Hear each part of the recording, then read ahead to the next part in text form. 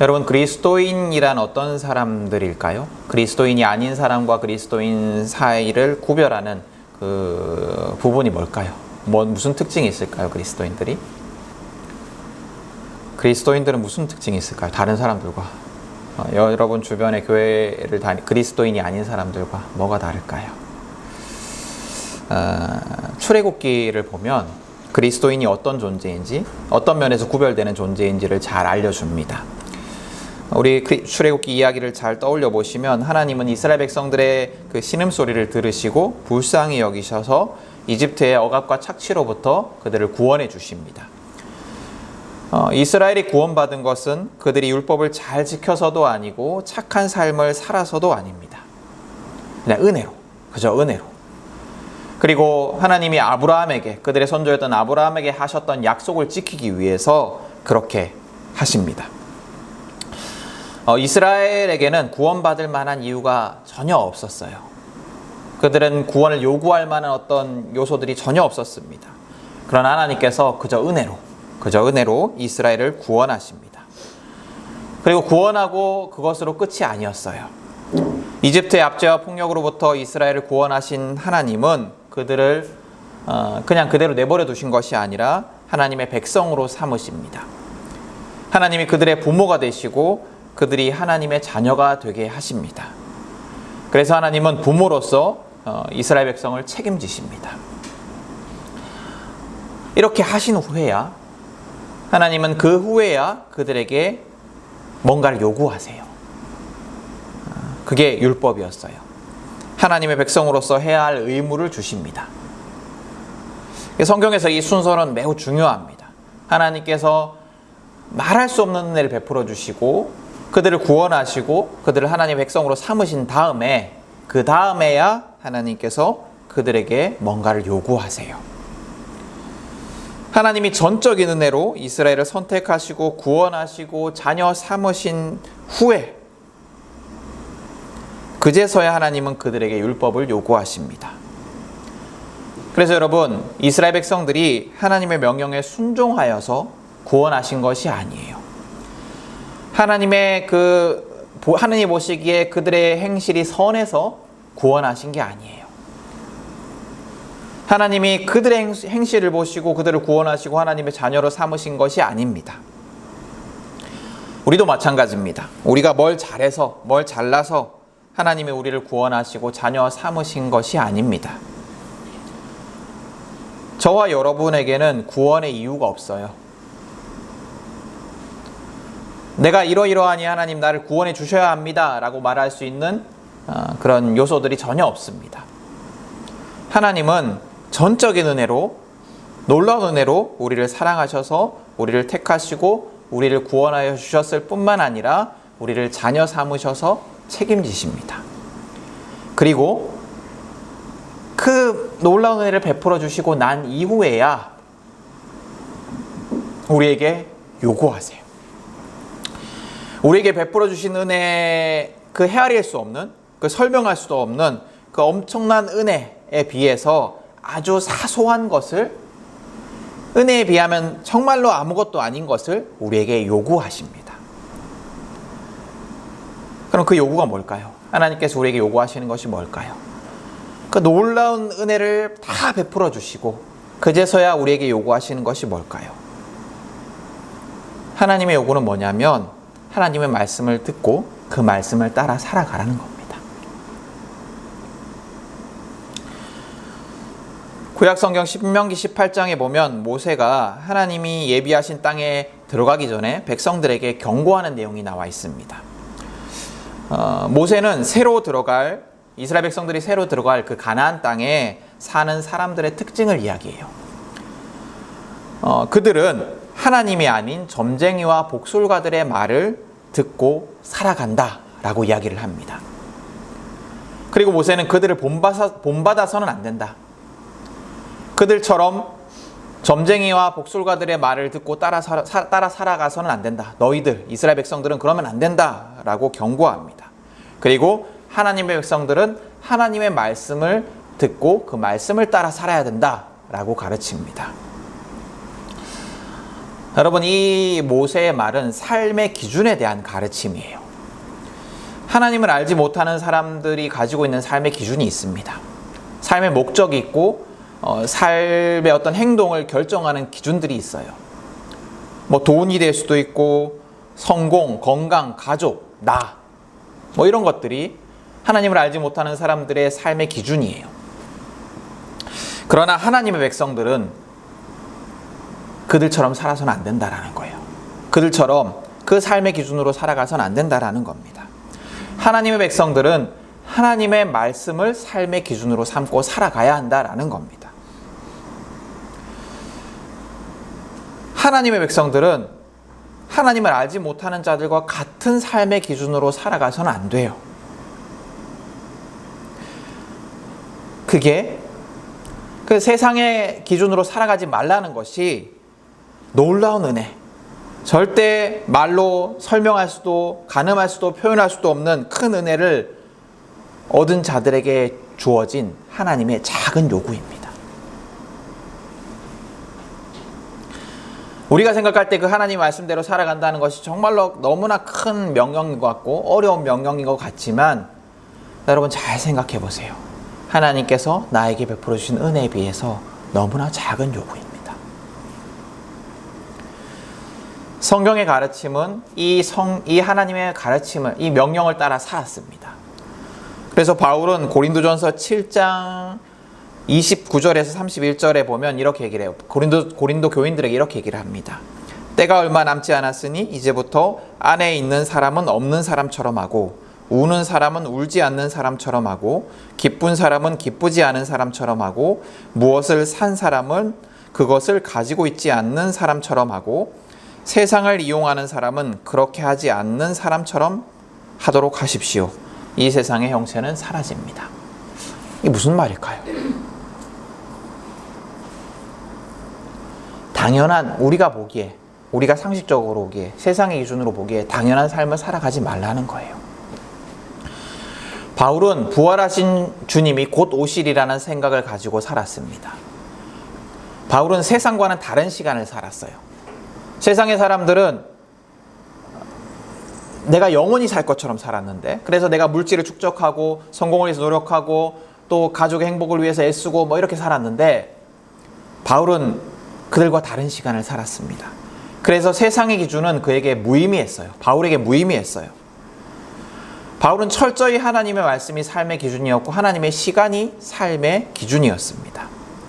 그리고 바울은 고린도 교인들도 자신과 같이 세상과 다른 시간, 세상과 다른 기준, 세상의 말이 아닌 하나님의 말씀을 따라 살기를 원했습니다. 그래서 이렇게 가르친 거예요. 오늘 읽은 성경에서 예수님은, 오늘 읽으신 성경을 기억해 보세요. 오늘 읽은 성경에서 예수님은 악한 귀신 들린 자를 만나십니다. 그를 사로잡고 있던 사탄이 예수님을 알아보고 예수님께 외쳐요. 뭐라고 외칩니까? 왜 우리를 간섭하려 하십니까? 왜 우리를 간섭하려 하십니까? 이 사탄의 말은 매우 중요해요. 사탄의 특징을 알려주기 때문입니다. 여러분, 사탄은 하나님의 말씀을 거부하고 살아가는 존재입니다. 하나님의 말씀을 거부하고 하나님의 말씀이 아닌 자기 뜻대로 살아가고 싶어하는 존재예요. 그래서 하나님이 그의 삶을 간섭하기를 싫어합니다. 하나님의 뜻대로 살아가기를 싫어합니다. 하나님의 뜻대로, 하나님 말씀대로 살아라, 이게 그들을 간섭하는 걸 싫어해요. 여러분, 오늘 말씀을 보시면 사탄은 하나님이 누구인지를 잘 알았습니다. 아마 지금 이게 이야기 복음서의 초반인데요. 예수님의 사역의 초반인데, 만약에 시간 순서가 그러하다면 아마도 사탄은 예수님의 제자들보다 예수님을 더 잘 알았어요. 사탄은 예수님이 하나님이 보내신 거룩한 자다라고 고백합니다. 예수님이 누구인지 잘 알았지만 이 사탄은 하나님의 말씀을 거부해요. 하나님 말씀대로 살아가기를 거부해요. 여러분, 하나님의 백성의 특징은 하나님의 백성이 하나님을 알지 못하는 자들과 다른 점은, 그리스도인이 아닌 자들과 다른 점은 하나님이 누구인지, 예수님이 누구인지 안다는 점이 아니에요. 그리스도인과 아닌 자들의 구별점은 우리가 하나님이 누구인지를 아는 것, 예수님이 누구인지를 아는 것, 그게 아니에요.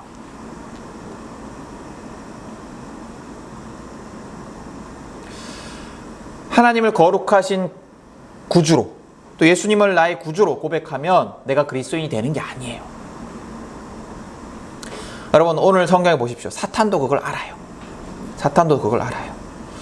하나님의 백성의 특징은, 그럼 하나님의 백성의 특징은 뭐냐? 하나님의 백성의 특징은 사탄과 달리 하나님이 간섭하시는 삶을 살아가는 겁니다.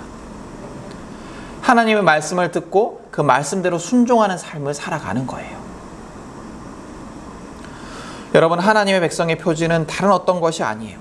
선행도, 종교적인 열심도, 거룩해 보이는 삶도 아닙니다. 여러분들이 매주 예배에 나오는 것, 또 하나님께 여러분들이 해야 할 의무를 다하는 것 매우 중요해요. 그러나 그것만으로 하나님의 백성의 표지가 되는 게 아니에요. 하나님의 말씀을 삶의 기준으로 삼고 있는가? 하나님의 말씀을 소중하게 여기고 그 말씀대로 살아가기를 애쓰는가? 하나님의 간섭을 즐거워하는가? 이게 그리스도인의 표지입니다. 그렇게 하나님의 말씀을 듣고 살아가는 자, 하나님의 말씀대로 순종하는 자, 순종하려고 애쓰는 자가 선행을 할 때, 그런 자가 예배에 열심히 참석할 때, 그런 자가 하나님이 말씀하신 그 어떤 교회에 대한 의무를 다할 때, 그때서야 비로소 하나님께 영광이 되는 거예요. 그때서야 비로소 하나님이 기뻐하시는 겁니다. 하나님의 말씀에 순종하는 자가 그렇게 행동할 때 하나님의 기쁨이 되는 거예요.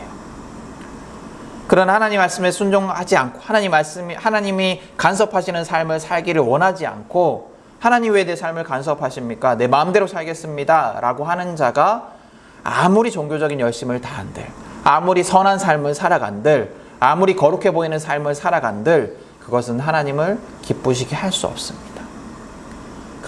아무리 그런 사람이라 할지라도 그 사람은 그리스도인이 아닌 거예요. 여러분, 하나님이 구원하시고 선택하신 하나님의 백성들에게 그분의 말씀을 기준으로, 그분의 말씀을 삶의 기준으로 살아가기를 요구하십니다. 이미 놀라운 은혜를 주시고 지금도 말할 수 없는 은혜로 우리를 돕고 계시는 그 하나님이 우리에게 요구하시는 거예요.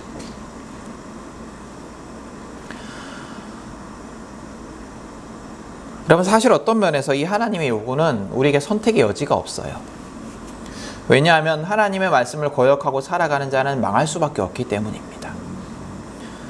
하나님의 말씀을 거역하고 살아가는 자는 자기를 파괴하고 또 이웃을 파괴하는 삶을 살아갈 수밖에 없어요. 영원하고 완전한 행복에서 점점 멀어지는 삶을 살아갈 수밖에 없습니다. 그리고 하나님의 권위는 우리가 거부할 수 있는 그런 권위가 아닙니다. 하나님의 말씀을 거부하는 것은 하나님의 진노를 살 뿐이고 그 진노를 우리가 피할 수가 없기 때문이에요. 여러분, 하나님의 말씀을 거역하고 살아갔던 이스라엘 백성들의 이야기를 우리가 성경을 통해서 잘 알지 않습니까? 이 두꺼운 성경책의 대부분의 내용이 뭐예요? 하나님을 거역하고 살아갔던 이스라엘 백성들이 심판받는 이야기입니다. 우리가 하나님의 명령을 거역할 수 없어요. 오늘 말씀도 보세요. 사탄조차도 하나님의 명령을 거역하지 못합니다. 하나님께 큰 소리로 우리를 상관하지 말아달라고 외치던 사탄도 예수님이 입을 다물고 이 사람에게서 나가라 라고 명령하시자 그 명령에 복종합니다. 여러분이 오늘 이 하나님의 명령, 하나님의 말씀을 삶의 기준으로 삼고 살라는 그 하나님의 명령은 우리가 들을지 말지 선택할 수 있는 것들이 아닙니다. 여러분, 저와 여러분이 그리스도인이라면, 구원받은 자라면, 하나님을 나의 아버지라 고백하는 자들이라면 하나님의 말씀을 따라서 그 말씀에 순종하고 살아가야 하는 존재들입니다. 하나님의 말씀을 삶의 기준으로 삼고 살아가야 하는 존재들입니다. 여러분, 근데 이 명령 앞에서 우리에게는 의문이 생겨요. 하나님의 말씀대로 살아간다는 게 뭘까? 도대체 하나님 말씀이라는 게 뭘까? 하나님의 말씀대로 살아간다는 걸 내 삶, 구체적인 내 삶 속에서 어떻게 적용할 수 있을까? 또 하나님 말씀대로 살아가려고 지금까지 애써왔는데 계속해서 실패하는 나의 삶의 문제는 뭘까? 여러분, 하나님 말씀을 듣고 그 말씀대로 살아간다는 것은 간단하지가 않아요. 내 삶의 기준을 하나님 말씀으로 둔다라는 것은 간단하지가 않습니다. 저부터도 그래요. 성경을 통해서 하나님 말씀을 듣지만 그것이 내 삶에 어떻게 연결해야 될지 잘 모르겠어요. 때때로 하나님 말씀보다 삶의 걱정이 더 커서 세상의 말에 마음을 빼앗기기도 합니다. 어떨 때는 제가 말씀을 전하고 말씀을 듣고 하지만 어떨 때는 내가 하나님 말씀대로 살아가는지 세상의 가르침대로 살아가는지 분간이 안 될 때도 많아요. 내 구체적인 삶의 문제들 속에서, 내가 가지고 있는 삶의 문제들 속에서 어떻게 하는 것이 하나님의 말씀을 기준으로 살아가는 것인지 잘 모를 때도 있습니다. 여러분도 비슷하지 않습니까? 뭘 어떻게 해야 될까요? 제가 오늘 말씀을 준비하고 말씀을 묵상하면서 드는 생각은 이런 우리를 위해서 하나님이 우리에게 공동체를 주셨구나, 우리에게 교회를 주셨구나 라는 생각입니다. 내가 하나님 말씀을 제대로 알고 있는지 분별하기 위해서 하나님은 우리에게 교회를 주세요. 내가 알고 있는 이것이 하나님의 말씀인지 아닌지를 분별하게 하기 위해서 하나님께서 우리에게 교회를 주십니다. 말씀을 가르치는 자를 통해서, 또 교회가 묵상하고 전달해온 말씀의 그 해석의 전통을 통해서, 또 서로 간의 가르침과 교제를 통해서 하나님의 말씀을 분별할 수 있게 하십니다. 또 어떻게 하나님의 말씀을 따라 살아가는 것인지 알 수 없을 때, 어떻게 하는 것이 하나님의 말씀을 따라 살아가는 것인지 알 수 없을 때, 그리고 하나님의 말씀과 내 삶이 괴리된 것 같을 때, 하나님의 말씀이 내 삶과 상관없는 것 같을 때, 그럴 때 하나님은 교회를 통해서 서로 격려하고 기도해주고 지혜를 주고받게 해주십니다. 여러분, 삶은, 그리고 신앙은 여정이에요. 길이에요, 길. 계속되는 길입니다. 순간순간 우리는 길을 잃기도 하고 또 헛된 것에 유혹당하기도 합니다. 어리석은 행동을 하기도 해요. 그러나 여러분, 계속해서 목표를 잃지 않고 바른 방향으로 걸어가면 아무리 헤매더라도 언젠가는 올바른 목적지에 다다르게 됩니다. 하나님의 말씀을 기준으로 살아가는 것은 쉽지 않아요. 의심이 들기도 하고 또 유혹에 빠져서 다른 길로 가기도 합니다. 어떤 삶의 선택이 하나님의 뜻인지 알지 못해서 방황하기도 합니다. 그러나 우리가 하나님의 말씀으로 살아가는 것, 그것이 하나님이 원하시는 일이고 하나님 우리에게 주신 명령이다, 요구다 라는 것을 잊지 않고, 어떻게든 우리가 실패하더라도 또 방황하더라도 하나님 말씀대로 살아가려고 내가 아는 한 최선을 다해서 애쓴다면, 또 계속해서 그 은혜를 구하고 하나님의 말씀이 무엇인지, 하나님의 기준이 무엇인지 알려달라고 은혜를 구하고, 또 그렇게 선택할 수 있는 용기와 믿음을 구하고, 또 선택의 기로에서 하나님의 뜻을 따라 살아간다면, 선택하고 살아간다면, 고민하고 살아간다면 우리의 삶은 점점 더, 비록 그것이 더디더라도 하나님의 말씀을 기준으로 하는 삶으로 변화되어 갈 것입니다. 그 길에서 지치지 않도록 서로를 격려하고 또 기도해주고 함께 걸어가기 위해서 우리에게는 신앙의 공동체, 교회가 있는 거예요. 하나님이 우리에게 그렇게 주신 거예요. 나 혼자 걸어가면 실패할 수밖에 없고 포기할 수밖에 없지만, 서로 격려하며 함께 걸어가도록 하나님이 우리에게 교회를 주신 겁니다. 여러분, 하나님은 오늘도 우리에게 놀라운 은혜를 부어주고 계십니다. 말로 다 할 수 없는, 우리가 깨닫지 못할지라도 말로 다 할 수 없는 놀라운 은혜를 부어주고 계십니다. 하나님의 은혜가 오늘도 우리와 함께하고 있습니다. 올해 우리 교회 표어처럼 하나님의 은혜가 우리와 늘 함께합니다. 우리에게 그렇게 늘 은혜로우신 주님께서 우리에게 하나님의 말씀대로 살아가기를 요구하십니다. 하나님의 말씀이 삶의 기준이 되기를 요구하십니다. 여러분, 하나님의 말씀을 나의 삶의 기준으로 삼고자 애쓰지 않겠습니까? 결단하지 않으시겠습니까? 삶의 선택마다 하나님의 말씀대로, 하나님의 기준대로 선택하고자 애쓰지 않겠습니까? 하나님의 뜻대로 하나님을 사랑하고 이웃을 사랑하는 삶을 살아가지 않으시겠습니까? 삶의 선택마다 이것이 하나님의 명령대로 하나님을 사랑하고 이웃을 사랑하는 일인지, 혹은 하나님을 사랑하고 이웃을 사랑하는데 어긋나는 일은 아닌지 질문하며 살아가지 않겠습니까?